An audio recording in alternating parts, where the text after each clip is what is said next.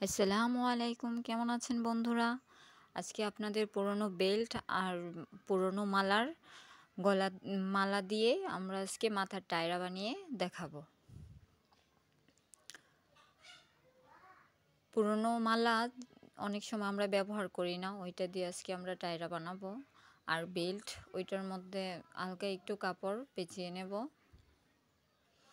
তারপর সুই ও সুতার সাহায্যে আমরা এটা সেলাই করব, বা আঠার মাধ্যমে আমরা লাগাতে পারি, কিন্তু আঠাটা দীর্ঘস্থায়ী হবে না, এটা খুলে যেতে পারে। তার জন্য আমরা সুই আর সুতা দিয়ে লাগিয়ে নেব। খুব ভালো করে খোপের মাঝে সুতা দিয়ে সেলাই করব, বা টাইট করে বেঁধে দেব সেলাইয়ের মাঝে। আপনাদের দেখিয়ে দিচ্ছি যে এই যে সুই দিয়ে সুতা ভালো করে খোপের ছিদ্রগুলোর মধ্যে দিয়ে সুইটা দিয়ে ভালো করে বাঁধতে হবে। তাহলে কি হবে, খুলে যাবে না, সহজে খুলবে না।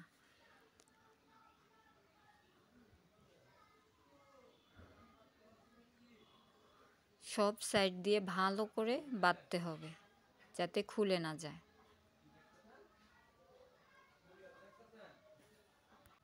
সব দিক দিয়ে ভালো করে বাঁধতে হবে এবং বেল্টের কাপড়ের সাথে গিঁট দিতে হবে যাতে খুলে না যায়।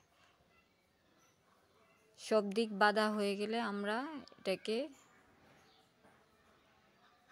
যে নিচের যেই টিকলিটা আছে ওইটা এর সাথে যোগ করে দেব।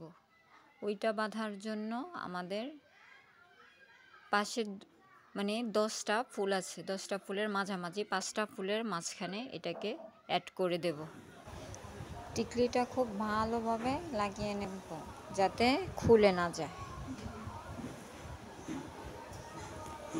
খুব মাঝামাঝি লাগাবো যাতে খুলে না যায় এবং দেখতে খুব সুন্দর লাগে।